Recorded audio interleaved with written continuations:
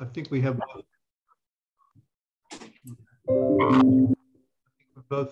both Seema and Sara on, I believe, at this point. So I'll introduce Dr. Iyer first. She is the director and professor for the University of Baltimore's Merrick School of Business. She oversees the Baltimore Neighborhood Indicators Alliance, or BNIA, which annually assesses the relative health of Baltimore's neighborhoods. Dr. Iyer also teaches courses on real estate principles and economic development for the university. Sara Paranilam, I hope I'm not butchering your name. Sara has been with the Baltimore City Department of Planning for more than 20 years. She has developed many neighborhood master plans and launched numerous new planning programs for the city. As Chief of Policy and Data Analysis, she manages the city's $6 billion capital improvement program and oversees the planning department's data analysis team.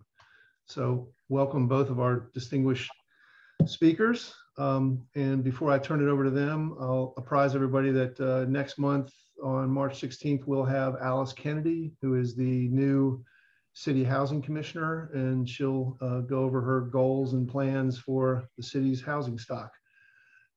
Also mention that Chris Shorter, who is the Baltimore City Chief Administrative Officer, will be joining us in April to talk about how the city's planning to use their ARPA funds from the feds.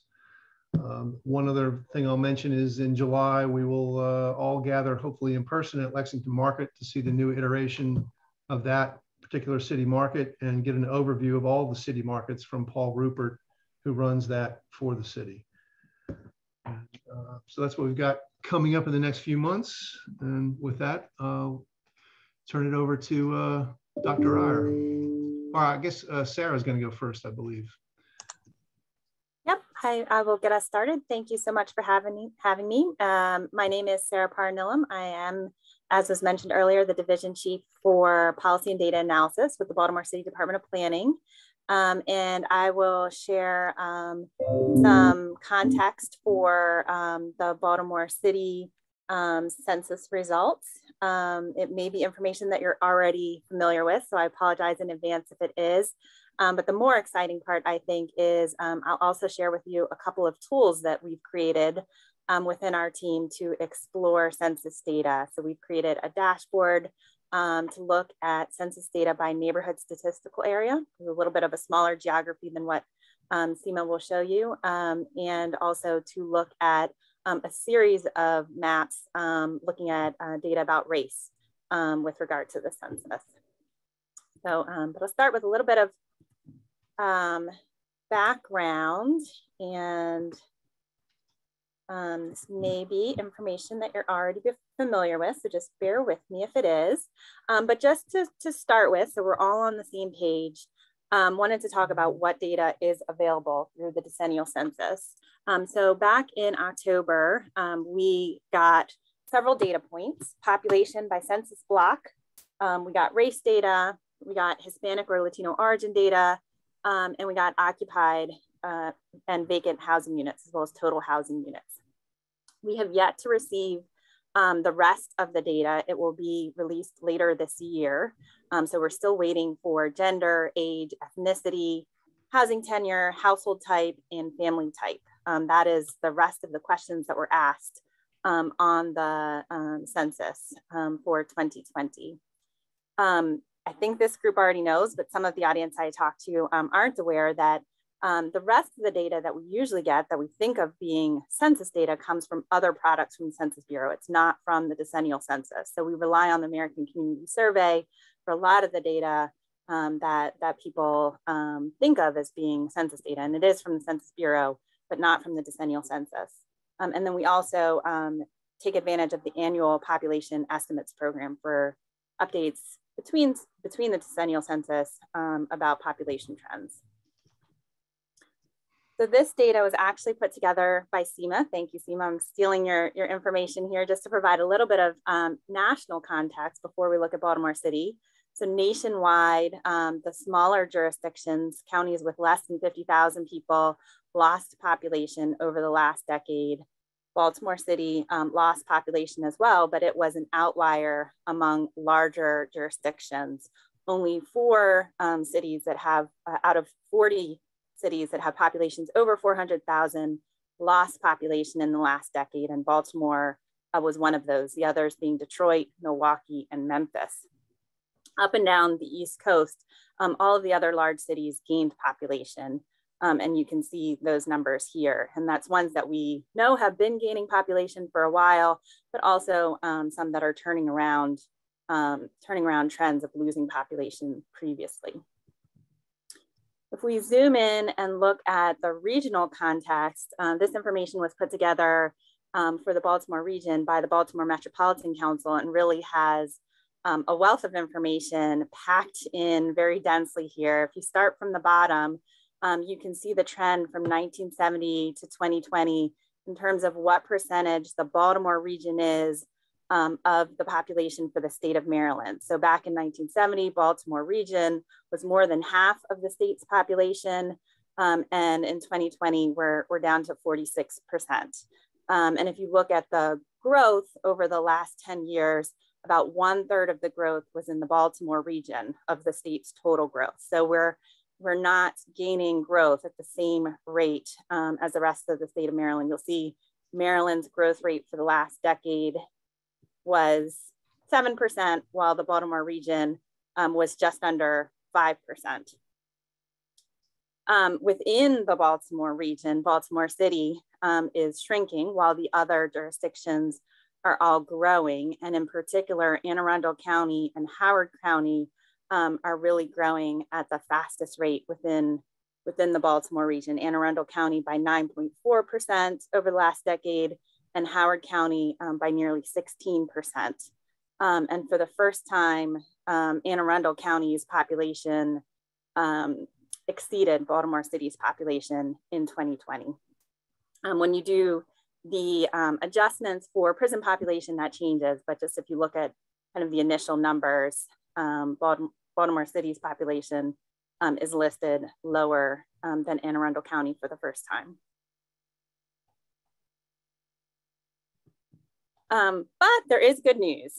So even though the total population is shrinking for Baltimore City, the occupied housing units increased. There was a 1% increase from 2010 in terms of the occupied housing units. And that may appear at first as a bit of a paradox, but that is because household size is shrinking. So there are more households living in Baltimore City. The demand is there, but those households are smaller than they were in the past. So the population is shrinking. And this is not just happening in Baltimore City, not just happening in the Baltimore region or the state of Maryland, but across the country. And this is a long time trend that household sizes are shrinking. Baltimore City's household size is the smallest within the Baltimore region. And that's kind of as you would expect. You have less traditional households, really kind of a wide variety of different household types in Baltimore City compared to the surrounding suburban jurisdictions. And then quickly, just wanted to look at some of the trends compared between Baltimore City and Baltimore County. Baltimore City, if you look at the racial breakdown and the changes from 2000 to 2020, you will see that the white population is relatively stable, plus or minus 30%. And the Black population is also relatively stable, plus or minus 60% of the population. And you will see that the other populations are all growing. So while they are smaller percentages, some other race has grown from 0.7% to 4.8% of the population. Latino has grown from 1.7% to 7.8%. So the jurisdictions are becoming browner, and that's true of both Baltimore City and Baltimore County. In Baltimore County, the racial composition in terms of white and Black has changed pretty dramatically over the last 20 years.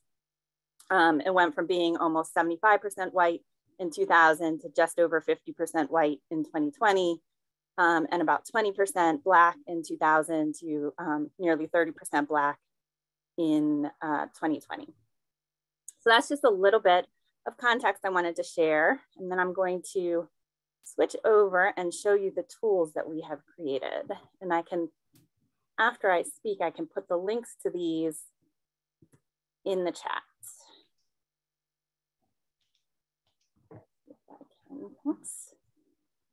1 second, sorry.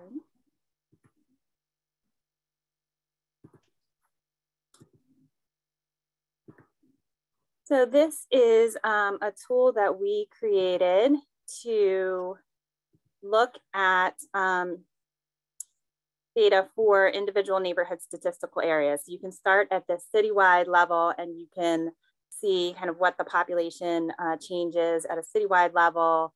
There was an 11% decrease in the white population, a 15% decrease in the Black population. And really where we had gains was in the other racial categories. So the Hispanic and Latino population went up by 77%, Asian population by 46%.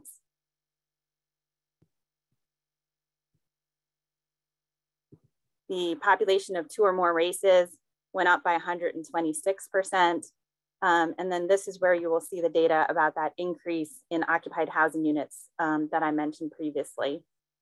And so you can also kind of look at the map and see the patterns for where population is increasing in the blue, where population is decreasing in the red, and where there's modest decreases in the yellow. And we've created tools where you can zoom into individual neighborhoods. So we can look at one of those neighborhoods that had the largest decrease is Carrollton Ridge. And you can see, you know, in Carrollton Ridge that the occupied housing units decreased by 30%. This is one of the areas when we were doing the census enumeration that we had the most challenges. So while we think the population definitely did decrease, this also could be kind of a data challenge in terms of counting people in Carrollton Ridge. You can look at the information about the racial change within this neighborhood and dive in to the data for this area. You can look at a neighborhood where we've seen a lot of growth as well. So you can zoom into Greektown and you can see kind of what's happening there. We have, you know, huge increases in the Hispanic population, in the Asian population, but you do see the decline in the white population and huge growth in the African-American population. And here we have occupied housing units, you know, increasing by 39%. So there's been new construction in Greektown, and that's really fueling, you know, the growth in that neighborhood. We have included in this tool the ability to look at all of the areas that are growing collectively. So you can look at those all together and see kind of what the patterns are for those neighborhoods collectively. So there are 87 neighborhood statistical areas that had a population increase. And you can look at kind of what the characteristics of those are. You can also, on the flip side, look at all of the areas that had a decrease, 188 neighborhood statistical areas that had a decrease. And you can kind of look and see, you know, white population down by 24%, Black population down by 17% in those areas. So this is kind of a fun tool to play with. You can zoom in on a particular neighborhood. You can see all of the data. You can look at the patterns in different ways. And so we wanted to share that with you. Another tool that we've created is looking at race at a citywide level. Uh-oh, can't, because of the Zoom controls. Okay, here we go.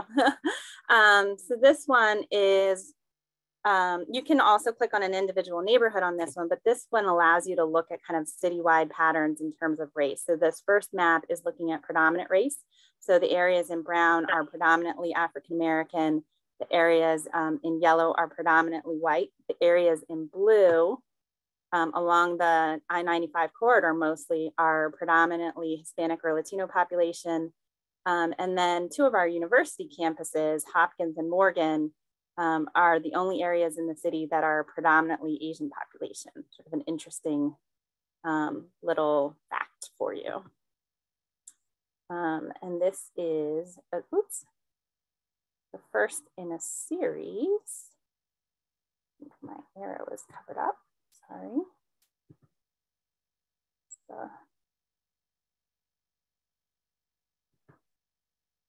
The arrow is not showing.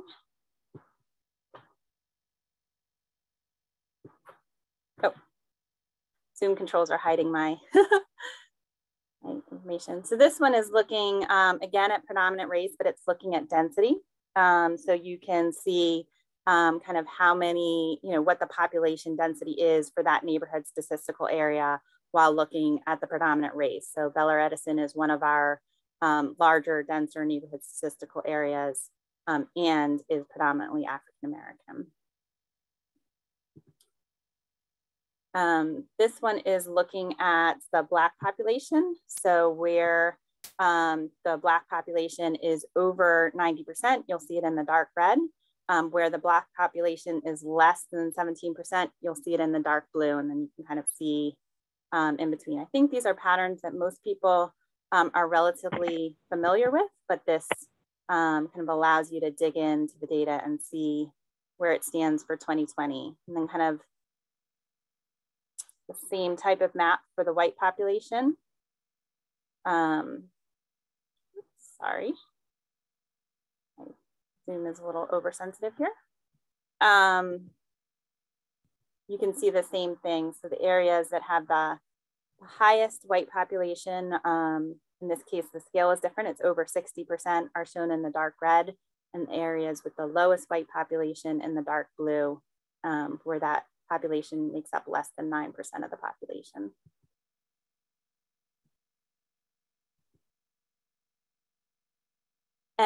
And similarly for Hispanic and Latino population. So you'll see, I think everyone is familiar that the Southeast has a very heavy Hispanic and Latino population, but there's also a hugely, a quickly growing Hispanic and Latino population in Lakeland and some of the surrounding areas, as well as in the northwest corner of the city in Falstaff. So you can kind of explore that data here and down into Brooklyn as well.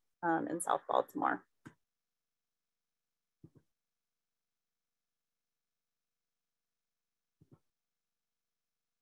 And then the Asian population is centered along the spine of the city. You'll see again, Hopkins and Morgan with the highest, Loyola with the highest populations, but downtown and kind of the central spine as well. And then the last map here is looking at kind of the likelihood of the two races being in the same neighborhood statistical area, white and Black. So this isn't looking at kind of all the other races. This is looking at where you have areas that have more segregation and more integration, if you will. So that I will post the links to both of these and happy to answer questions, but I will turn it over to Seema first, I think.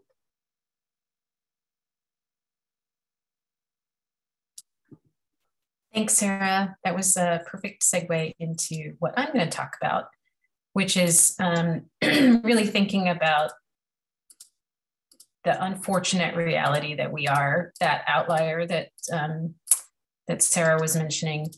And let me share my screen.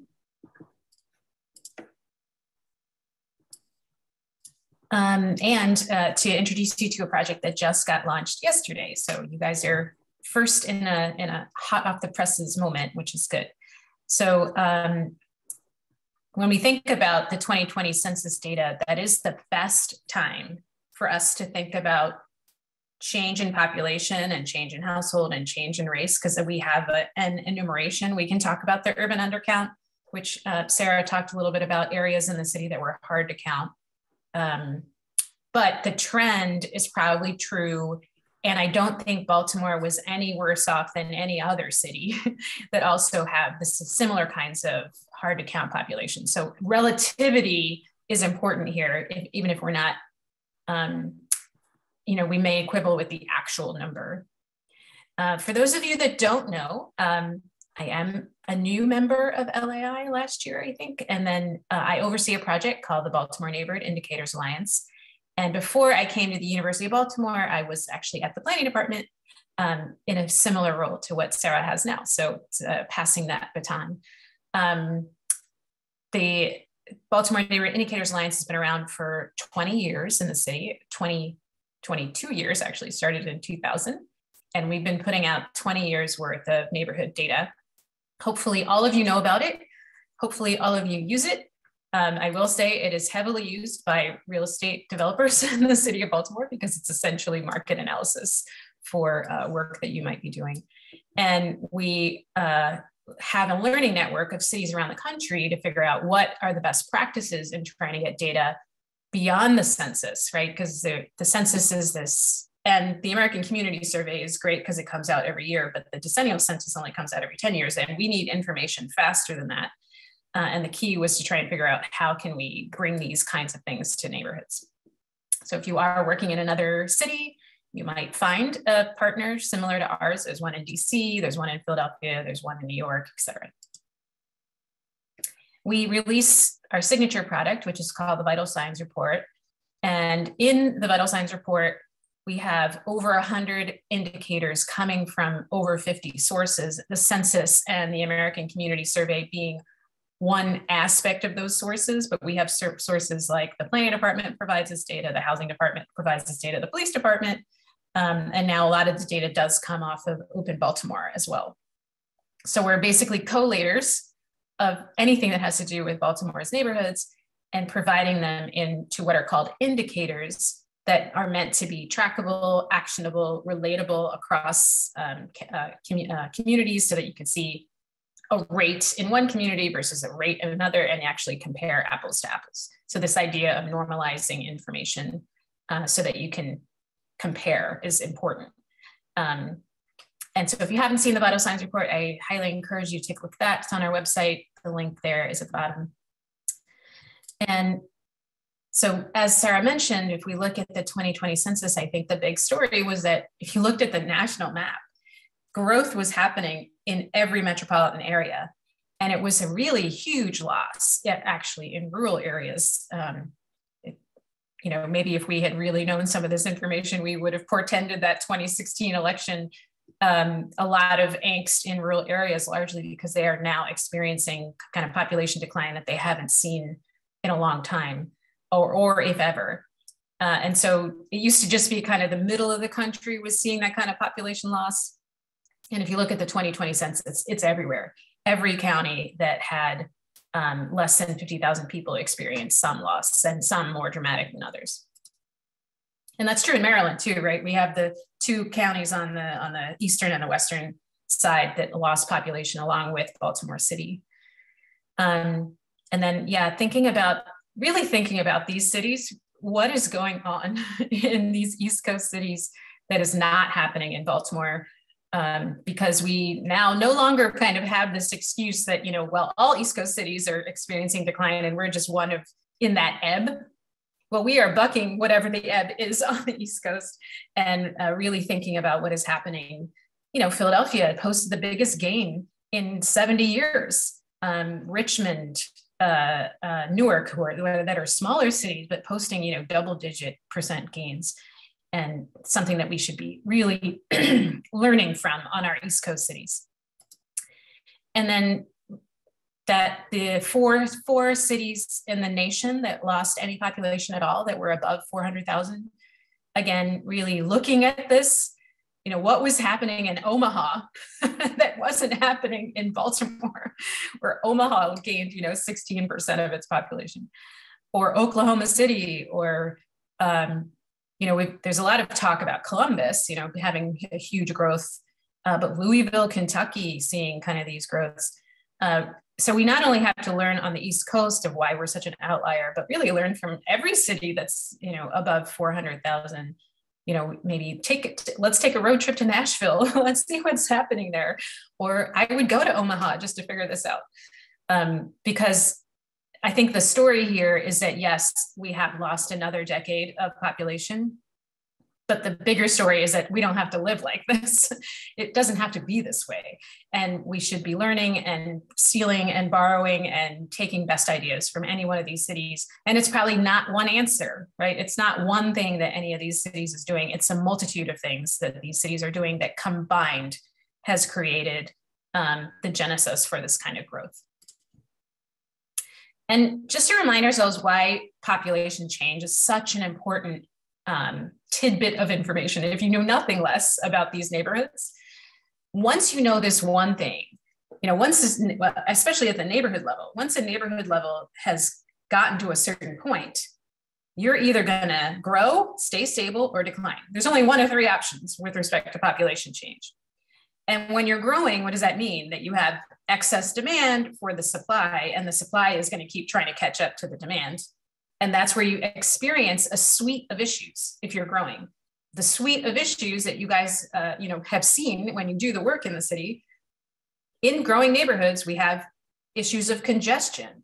We have growth in the retail that happens because retail follows rooftops. And when you have growth in retail, you actually have more incidents of kind of crimes of opportunity, right? The larceny from the car, or the burglary, or the robbery, or the potential mugging. So when you have growth, you actually can see those kind of rise in incidents, which sounds counterintuitive. But this is where people will fear kind of rising housing prices, fear of displacement. But these are what you might call coupled issues. They go together. They're not independent of each other. And it all stems from the fact that the neighborhood is growing. When a neighborhood is stable, and I have to tell this everywhere I go to a neighborhood, even to remain the same, that means that you are just replacing people that have left. That means new people are continuously moving in, even in a stable context. And when I say this, I know this makes complete sense, but stable doesn't mean nothing changes. Stable actually means that people are continuously moving in, but you are meeting your replacement needs. In any neighborhood, you have people that are going to naturally move away, unfortunately pass away. And if you're not kind of replacing them, you're going to start to get the opposite, which is a declining situation.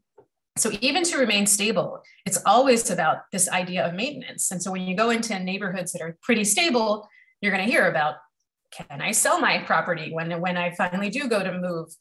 What's the school quality so that I can sell that aspect of the schools when I go to move? Is it worth bumping out the kitchen and modernizing and rehabilitating and pulling a permit for my neighborhood? And those are the kinds of indicators that we track for stable neighborhoods. And then unfortunately, in declining neighborhoods, you kind of get the other suite of issues, right? Once you start to decline in population, right, you've lost your replacement factor. That's when you start to see the vacant and abandoned housing, because people aren't taking their houses with them. And once you start to see an excess cross over a certain threshold of vacant and abandoned housing, that's when you start to see potentially illicit behavior, because those properties are now vacant. When you lose population, you also lose children. And so when you lose population, you lose school enrollment. If you look at the map of where children or where the school system is losing school enrollees, and when they look at the map of lost population, it's not surprising that they're the identical map. And so in declining neighborhoods is where you're going to start to see school closures. And if retail is following rooftops, retail is fleeing empty rooftops, right? And so you're going to get retail deserts, and that includes food. Food is a retail establishment. You're going to get, like the Target, I'm going to show you Mondawmin. Target is a retail institution. And if you don't have aggregate demand in the neighborhood where things are going, falling in terms of population, you're not going to get the bank, you're not going to get the store, you're not going to get the grocery store. And so when you go into a neighborhood where one of these three things is true, you're going to hear kind of that suite of issues, right? In a growing neighborhood, we're not talking about food deserts, right? But in a declining neighborhood, we're talking about vacant and abandoned housing and food deserts and school closing and kind of everything that we might care about. So that's one thing that's why population change is so important, and really understanding and stemming the tide of that is kind of what my talk is going to be all about. So this is actually the previous decade. This is a map from the previous decade, from 2000 to 2010. The areas in blue were the areas that grew, and the areas in red were the areas that declined. Not a surprise. I've been shopping this map around now for a decade. And you can see there's obviously a pattern, right? You have what Dr. Lawrence Brown calls the wings of the city that have lost population, and kind of the L of the city that has gained. And I haven't told you anything else about these neighborhoods. So if you came from Mars and saw this is the only thing you know. you start to know other things about the city just because of the fact that these neighborhoods have experienced population loss. So I went around town for a decade because this is the best data that we had, and then waited for the next decade's worth of information. And I am Bill Murray in Groundhog's Day because it's basically the same map. The same neighborhoods that grew continue to grow, and the same neighborhoods that declined continue to decline. There were some exceptions. Greater Charles Village Barkley was declining in the previous decade and turned itself around in this one. So we can learn from what happened in Barkley in particular. There's a lot of activity that happened in Barkley. We had the opposite kind of happening in a Brooklyn Curtis Bay, where they were growing before, but now they're not, or they're kind of not necessarily declining at a huge rate, but they are declining now. So what's happening in Brooklyn Curtis Bay? So, but in general, 44 of our communities are larger than neighborhoods, as Sarah mentioned. We segment the city into 55 communities, so we call them communities. 44 of the 55 communities in the city of Baltimore experience the same trend. So if you were growing in the previous decade, you were growing in the second decade. If you were declining in the first decade, you're declining. So it's not like we didn't see this pattern coming, right? It's now 2 decades in a row of this kind of bifurcation of experience. And that's exactly this idea of the tale of two cities. And so from an economic term, for my friends who are economists, this is the idea that Enrico Morietti talks about, this idea of divergence. Cities, and he was talking about cities in the nation having kind of diverging experiences, where some cities were growing like gangbusters and some were kind of declining like gangbusters. Well, I think what we can say in Baltimore is that we actually have internal divergence, where we have some neighborhoods that look perfectly fine and some neighborhoods that are continuing to decline, right next door to each other in some cases. Downtown grew by 50%, and just a mile and a half away is Santana Winchester that lost 30%. So let's really think about what divergence actually means. The reason why you have momentum, right? Neighborhood in motion is going to stay in motion, whatever that motion is, whether it's positive or negative, unless we really kind of turn those forces around, is this idea of the network effect. Because once you start getting connected to money, people, access, transit, whatever, once you start getting connected, you get a thickness in those relationships that only beget more resources. So this is the idea of the networked neighborhood. And if we really look at the neighborhoods that are declining, they have historical policies that have kept them there, but I'm going to talk a little bit about what do we mean by historic. But the biggest problem is that they are isolated. They are isolated physically, digitally, socially, and financially. And until we reconnect them along all of those lines, we're going to continue to see decline in those neighborhoods. So when you think about this idea of the thickness of relationships within neighborhoods, this is just a quick diagram, right? The 2 computers, you have 1 connection. If you have 4 you double the number of computers, you get 6 connections. You 6-fold increase the number of connections. And then if you double the computers again, we've kind of increased the number of connections by exponential growth, right? And it's not necessarily, the computers are the means to the relationships. The relationships are what get you the resources. We think about this in social networks, right? We can think about this in terms of digital networks. And this thickness of, permutations of connectivity is what is happening on our neighborhoods that are growing and what is not happening in the neighborhoods that are not growing. This is hard to see, right? I can't give you one measure about this. We're trying to get at some good measures of the lack of connectedness. But it's hard for anybody to really see why this is true. But kind of psychologically, ethically, financially, we can no longer afford as a city to keep diverging, right? If you think about the visual of this is like we are being drawn and quartered away. Our neighborhoods are being drawn and quartered away from each other, and nobody's going to survive in that context, right? Nobody survives like that. And so we have to, until we reconnect the neighborhoods that are declining to other things, we're unfortunately going to see a same pattern. And that's the robustness, right, of networked-based economies. So the Neighborhood Change Project, which is what I'm going to tell you about, is meant to try and not just tell the data story, but also empower us to change this. And I will tell you that nobody wants this to be true. If you live in Canton, you have a symbiotic relationship with anybody living in Santana Winchester, and you know that your fate is mutually tied. So how can somebody in Canton actually support regrowth of Santana Winchester? That's what we all need. And that's what we hope that the project is going to help us do. And if we think about the communities and the role of the Baltimore Neighborhood Indicators Alliance, our communities are those ecosystems, right, where the thickness of those relationships can happen. That's what we do in our neighborhoods. And so the act of monitoring the change, which is what we've been doing for 22 years, that is about empowerment. Data is about helping neighborhoods kind of move forward so that we do not have that same map in 2030. I don't want to see that map again. So we're pulling from a couple of different kind of philosophical debates about how cities are working today, really thinking about economics, looking at Enrico Morietti's work about diverging forces of attraction versus forces of detraction. This idea of centripetal forces versus centrifugal forces, pulling from urban sociology, this idea that places have enduring properties, and then Lawrence Brown's work around Baltimore's Black Butterfly, that there is obviously superimposed on all of this, some structurally racist policies that we have to overcome as well.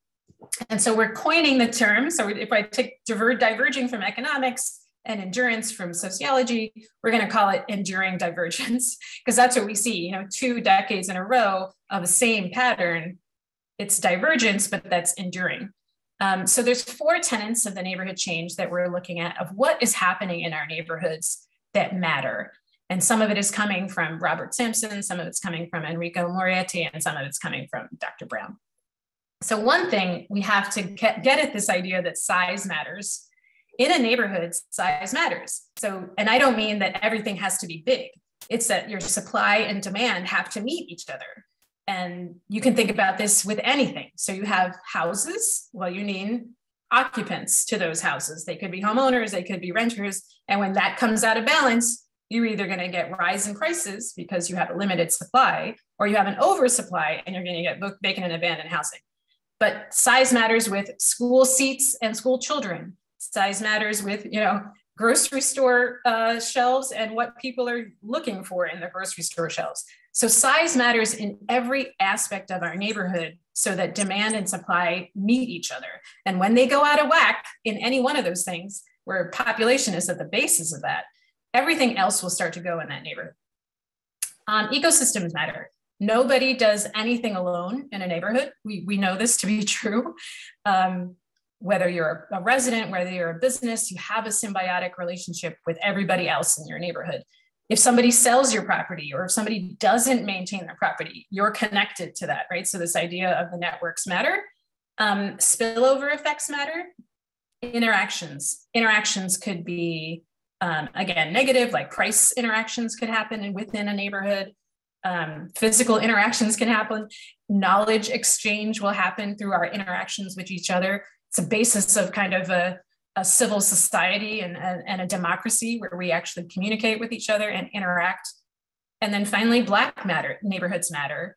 And if we think about all 4 of these things together, these are the things that we have to really focus in on the neighborhoods that are declining. So we have 6 issue briefs. I'm going to just give you a snippet of information from each one and then show you the website. So the first one, and they're meant for different target audiences. We don't think everyone's going to read all 6. They're pretty short. So, maybe over the next couple of months, you will read all of them. But the first one is meant for a broad audience, just to look at the socio-demographic changes. And Sarah went through a lot of kind of how the city is changing. But even though we do have some national trends that we are also needing to kind of deal with, this I don't know if, hopefully you can see it, but I will describe it. On the left is birth rate in the city of Baltimore. So the top, the blue, is birth rate, and you can see it is declining. It's declining nationally, it's declining in the state of Maryland. Birth rate are declining, and in the city it declined precipitously since 2015. And then unfortunately, death rates are increasing. So we actually have potentially close to zero net natural increase, which I think there's a couple of states where they actually saw a negative natural increase in 2020, largely because of the pandemic, but you can see this gap was declining even before the pandemic. And then international migration is one of the key reasons why Baltimore always seems to grow, but international migration is half of what it was. Net international migration is half of what it was in 2015. So we are now, some of this obviously had to do with a lot of national policies that prevented international migration into the United States.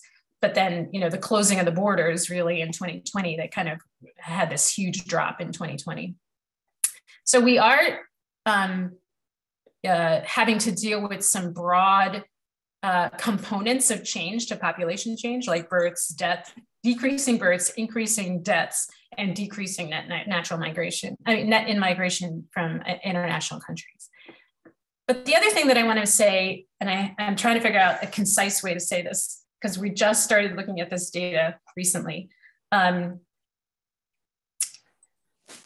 general, the neighborhoods that grew and the neighborhoods that didn't grow.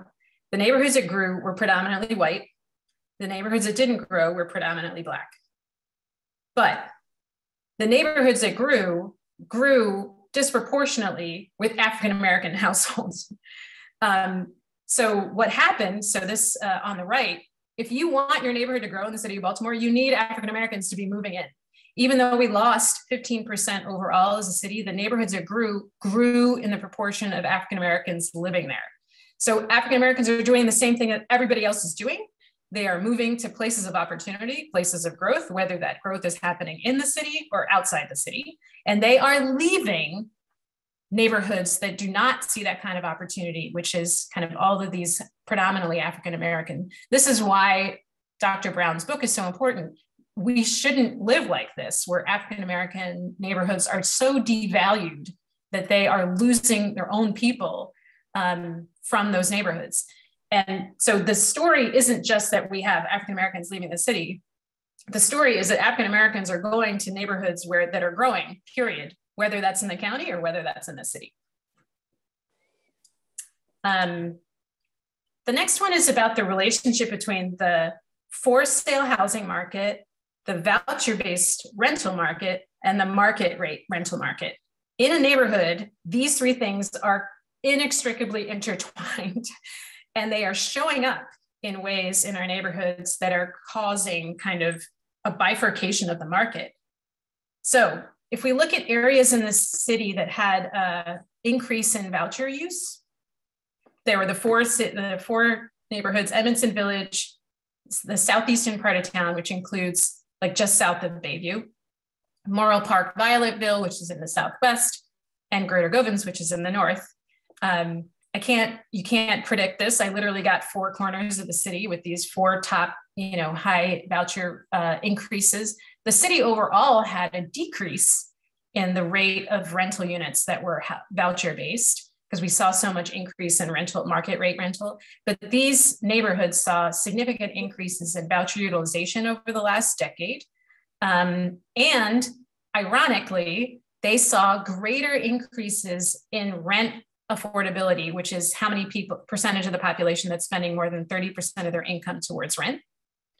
And they saw huge reductions in owner occupancy. These are all interrelated. You get a housing choice voucher market that pushes up rent for those that don't have the voucher.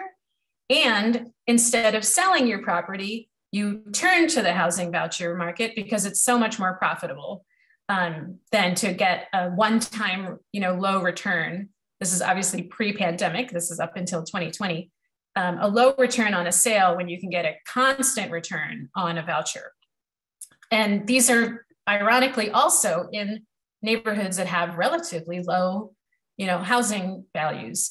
Not terrible, like this is affordable. This is actually not our high vacancy neighborhoods. These are decent neighborhoods that had traditionally seen a lot of ownership, but we're seeing plummeting ownership in these neighborhoods that saw an increase in housing voucher. So this issue brief, if you're interested, it goes into much more detail about the relationship about these three markets and why this might be true.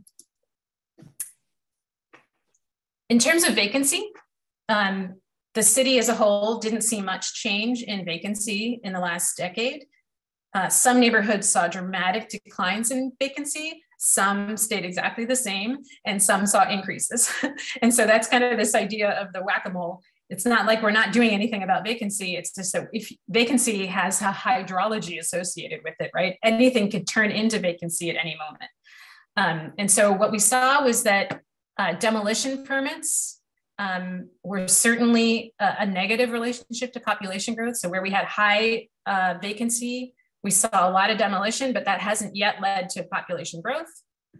And one indicator that we should all be tracking is the no mail, where the post office is no longer sending the mail was very negatively correlated to population growth. So if you increase no mail, you're going to decrease population.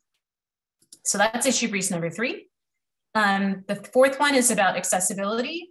45-minute commute time was negatively correlated with population growth. If you have to commute long, you're not going to stay in the neighborhood that you're in. And it was also very interestingly correlated positively with no access to the internet. So no access to short commute times and no access to the internet, double whammy coming into the pandemic. No access to the internet is connected to everything else. It's not just about getting online. The unemployment rate by neighborhood was completely correlated whether you had internet at home, and that only got worse during the pandemic. And then finally, there is absolutely a relationship between crime and population change. The question is, how are they related? Which begets the other? And so if we look at property crime declined in every community in this decade. Property crime declined from 2010 to 2020 in every neighborhood. It just declined faster in neighborhoods that were growing. So that's the way to think about it, that when we think about what is the relationship between population change will help your crime numbers and not hurt them. Violent crime, a little bit different. We are seeing kind of growth in violent crime in areas that were declining. So violent crime has a different genesis than property crime. So this is where we're headed. It got launched yesterday. So I will send you a link to the overall site. You can see all 6 of the chapters. A lot of the kind of theory behind what we're doing is in the introduction, if you're interested in that. We are trying to come up with collaboratively based solutions that can then feed right into the planning department's comprehensive master plan that's going to start in April. So we are hosting a summit at the end of March. We're hiring people to be listeners, how to listen for solutions, which is actually a skill. We're trying to cross-fertilize neighborhoods to get to know each other across the city because they have so much in common, right? When does Edmondson Village, Greater Govans, ever get together to kind of talk about common issues? Never, right? So how can we use this moment to try and cross-fertilize ideas, both in fun ways? So we're doing neighborhood trivia nights, and then we're also going to be doing neighborhood tours. We're debating on how to do the tours just because of COVID. So that'll probably happen in April. I will stop sharing, and I know we have a bunch of questions and happy to open up the conversation.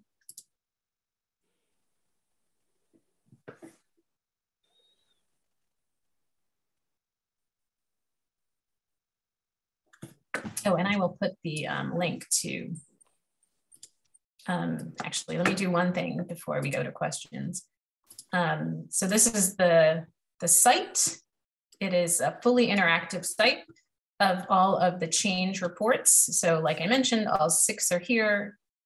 You might want to read one at a time. If you want to join us for neighborhood trivia, you can sign up with us now.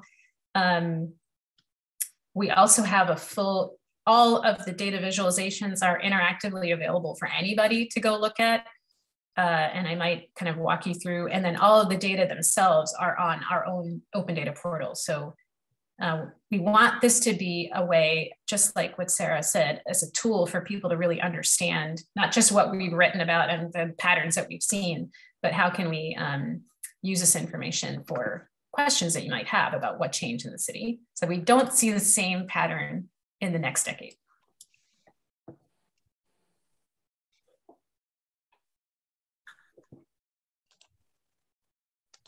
All right, we have a few questions in our chat room that I'll go over and ask you about, Seema. Nate asked, since the census came out as a result of COVID, have rural areas continued to lose population? Have cities continued to gain? A question that was on my mind as well as I listened to your presentations. Well, the data, the rural population losses with the 2020 census. So that's the latest available data. I guess he's asking what's your gut feel since the census and since we got into the depths of the pandemic, and all the news about, you know, people leaving cities and looking for more space and greater room to move. Do you sense? I don't know. I haven't looked at mobility rates during the pandemic. But I think what's happening is that if you were living in a city, you might have gone to a smaller city, right? So like you saw that Tulsa, Oklahoma was like attracting people from San Francisco, like, hey, for the same, you could work remotely and for the same income, you could basically own a mansion in Tulsa. And they actually paid people $10,000 to move from San Francisco to Tulsa. So I think there might have been some urban resorting, and maybe urban to suburban moving. But I don't think there's a lot of metropolitan loss during the pandemic. That's my gut feeling. All right, thank you. Michael Denise asks, are there similar mapping tools for Baltimore County as well? I guess that's to either of you. So I shared in the chat that the Census Bureau has some great mapping tools of their own. And you can look up Baltimore County or any jurisdiction you want using their tools. I put a link, I think it may have sent you to the last thing I was looking up on there, but you can remove the filters and look up any geography or any data point that you want using their tools. And it's actually very relatively easy to use compared to, I think, some of the, you know, maybe older tools that they've had previously. So I would recommend that. And then just looking, I don't know what Baltimore County has done. So we'd have to reach out to them, find out if they have anything in addition to what the Census Bureau has done. We don't have their data. We would love to do Baltimore County vital signs. The world doesn't end where our maps end. So if you got any insight to Johnny O's office, we are happy to do Baltimore County vital signs. Imagine if this was actually a Baltimore Regional Neighborhood Indicators Alliance, we would be all for that. They are doing, as is every jurisdiction in the state, updating their comprehensive plan as well. Baltimore County is. So they have put together some data related to the comprehensive plan that's on that website, but they may have more census data in addition. And one of the topics of the comprehensive plan is responsible regionalism. So Seema, that may be your opening. And I believe Joe Nathanson has a question. Question for Sarah. When you highlighted Carrollton Ridge, you said it likely lost population as the census reported. You thought that there was more going on there, some problems with census counting. Could you elaborate on your thoughts regarding that? Yeah, so Austin Davis in our office, who is the one who's been putting together the tools that I showed you, he also led the Complete Count campaign during enumeration back in back in 2020 and worked with lots of partners across the city to do outreach for enumeration. And, he actually was on the ground in both Greektown and in Carrollton Ridge. And in Greektown, they really, had very positive response in terms of getting people, finding people and getting the word out about the census. And in Carrollton Ridge, it was extremely challenging. So that was kind of what was reported back. There was a difficult time kind of doing the outreach in Carrollton Ridge. And so whether the count reflects the true population or not, we don't know. But we do think that the population did decline in Carrollton Ridge, even if it's not quite as much as the census results show. Were there other neighborhoods that also presented those challenges? I don't know other ones off the top of my head. I can follow up with Austin or connect the two of you. Through the Complete Count campaign, they did identify kind of hard to count populations more so than geographic areas. And there were particular strategies around reaching those hard to count populations. And then of course the pandemic hit and some of those strategies became more challenging, but there was kind of a targeted effort to reach certain populations that have been hard to count in previous census efforts. Well, we have a few minutes left before 1:30. Does anyone else have any questions or want to raise their hand?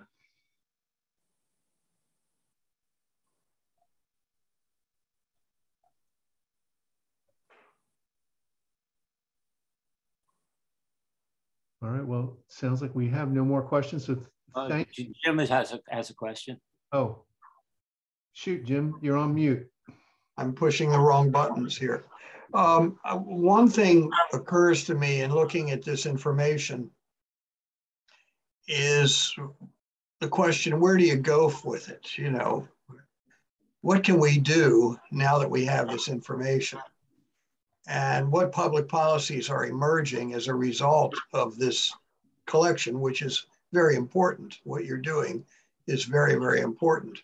It allows you to do targeting or allows somebody to do targeting and figure out, ways to essentially increase the economic turn in an area.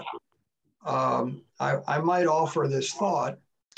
Baltimore isn't as bad as the statistics would indicate, largely because Baltimore City represents a smaller part of its region than many other cities do. And so in Baltimore City, we get the worst, financially speaking, the worst numbers in the region because of the leave behind that's been going on for the whole post-World War II period.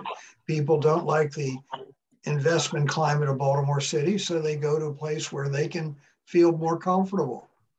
I would say that part of the thinking of LAI needs to be, how do we take this data and create more economic energy on the basis of it? And there's got to be a way to do that. I'm not pretending that I know the answer to that question, but it seems self-evident that if you're going to do this work, which is very important work, that we've got to get somewhere with it. There's got to be some goal setting. And certainly what we hear most of in Baltimore City is that we're doing one murder a day, that we're setting off 2022 with one murder a day. And that is what the newspapers are talking about. That's what the average citizen of our region is hearing. And it doesn't help us get anything done. What are the offsets? I would say, Seema, you did point out some parts of the region that have some bright spots. And how do you capture that energy and expand those areas? When I saw the numbers on the Govans area, I was stunned. I grew up in that area. And it is stunning to see that area declined the way it has. And it made my stomach churn, to be honest with you. I felt terrible when I saw those numbers. I don't know, isn't there somebody else that has something to say along these lines? You know, what can we do about this? One thing is that I do hope you read the reports. This is not a traditional report where it ends in policy recommendations, because I've been doing this now in the city of Baltimore for 17 years. Nobody cares about my policy recommendations. No, They well, only I'm might not have suggesting that.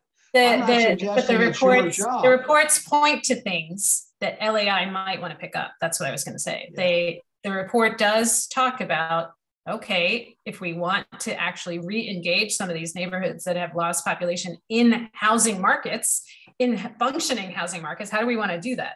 And they provide some data to think about that. You know, there are ways, for example, the idea of repurposing the road to nowhere and reconnecting those neighborhoods, that's a very sad economic story in West Baltimore. And how that land can be used or perhaps created vis-a-vis some structure over the dig, because the dig does provide a transportation corridor that could be very important to the growth of the city and the neighborhoods, but it also takes away land. So is there something that can be proposed? Now, there's some smart people in LAI. I know we can do better than we're doing in terms of identifying techniques to do something about what we just heard today. I don't want us to go back to what we're doing before we sat here today and say, well, there's another report that's depressing. That's the wrong reaction. Well, traditionally, go ahead. If I could. Sorry, how do I put my hand up? So I don't know that we have time to really have a response at this juncture, but I would really like to know if there are working theories as to why Baltimore is the outlier among metro areas on the East Coast. There's got to be something that we can identify that distinguishes Baltimore in a not so good way from its Northeast Corridor counterparts. There absolutely are. We are going to have respondents to each one of the reports, and they are, so you get to listen to the webinar. So I would recommend, if you are not connected to the Baltimore Neighborhood Indicators Alliance on social media, please join us. We have listservs that you can stay connected, and then we're headed towards a solution summit. So we would love to have LAI members part of that conversation about solutions. And then I think Michael was trying to say something. I was just going to say, you know, in real estate, you know, we tend to there are a lot of trends as to what makes one type of real estate asset popular and grow in a certain area, and you know, there's a correlation between a lot of these, right? So retail follows households, and you know, industrial follows highways and things like that. When it comes to populations, correct me if I'm wrong, but they tend to follow jobs, right? And I think one of the biggest things that Baltimore struggled with is trying to maintain and bring back companies. And one of the biggest things that we've seen in downtown is just the absolute running away of all major companies, or many of the major companies, to other areas, not necessarily different states, but different counties, and in some cases different states. And I think, you know, we would definitely be wise to see where those companies are going and where those jobs are going, as to, and what attracts them, as to maybe those are ways that Baltimore could attract some people back or create new jobs. Yeah, I think what the point that maybe both of our presentations are making is that it's got to be even more strategic than that, right? Some of our neighborhoods have plenty of jobs still, and some of them are continuing to lose jobs. But you're absolutely right. If there's no reason for the city to even there's got to be a raison d'etre, right, for the city to even exist. And what is that reason? And really communicating that and having that be a part of all of our conscious. There's absolutely theories of why this is happening in Baltimore. We have to get to that root cause, and I hope you join us during this process. Yeah, absolutely. Do you have a what did you call it again? A link to the social media change, the community change project. Yeah, I put that in there. Okay. And I'm going to send a newsletter. Oh, there it is. I see it. Okay. I'm going to send a newsletter out, I guess, to Nicole, and maybe if you can distribute to everybody else. It's a way to keep connected during the process. But yeah, I think what I am happy, Jim, that you kind of got the point that we all need to be singing from the same hymnals if we don't want to see this again in 2030. We got to come together now, regardless of what neighborhood you live in, really regardless of what county you live in. We don't have to live like this, and we can change this.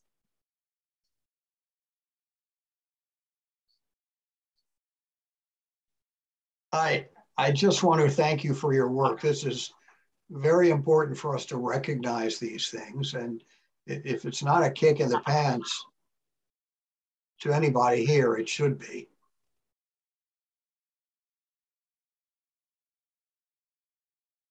Okay, thank you everyone for joining us. And thank you particularly to Seema and Sara. We look forward to seeing all of you back on March 16th.